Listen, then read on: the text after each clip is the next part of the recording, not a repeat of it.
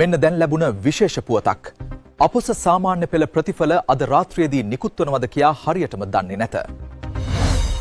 මචං මේ වැස්සේ ගණන් සර් නම් අද එන එකක් නෑ. අපට අද පීරියඩ් එකක්ම හිස් වෙනවා. Meanwhile, අරුන් ටික හිතන් ඇත්තේ වැස්ස නිසා මම නෑ කියලා. ඉතිහාසයේ සර්ත් අද එන්නේ නෑ කියපු එකේ ඒ පීරියඩ් එකෙත් අද ගණන් උගන්වන්න පුළුවන්. සමහරු ඔන්නව 10කට ගහන්න කතාව.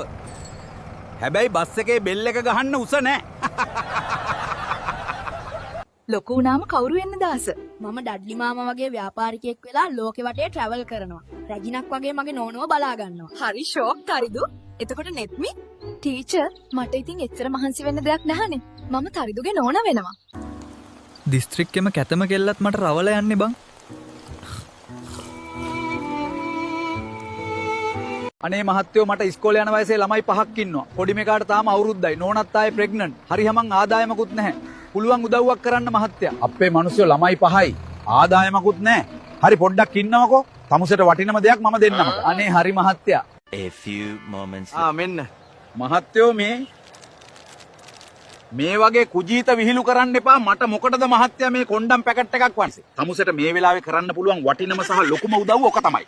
ඕක පාවිච්චි කළොත් ඉස්සරහටවත් හිඟානෝකා බේරෙන්න පුළුවන් වෙයි. කපුවෝ තමුසේ කිව්වා නේද මූ බොන්නේ නැති එකෙක් කියලා? ඔව් ඔතින් මම කිව්වේ හොඳලා හිටලා බීර් එකක් බොනවා කියලා. බියර් වලටද මූට සිහිය නැති වෙලා තියෙන්නේ?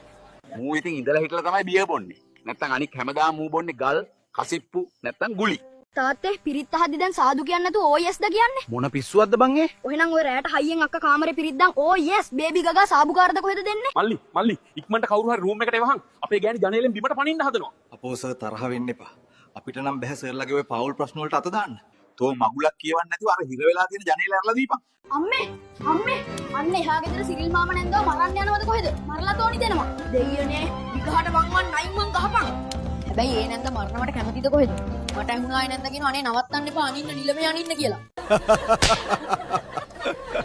මටත් ඔවසීමේ සීමාවක් තියෙනවා. දකින ගෑණි අන්තපුරයට ගන්න එපා මිනිහෝ.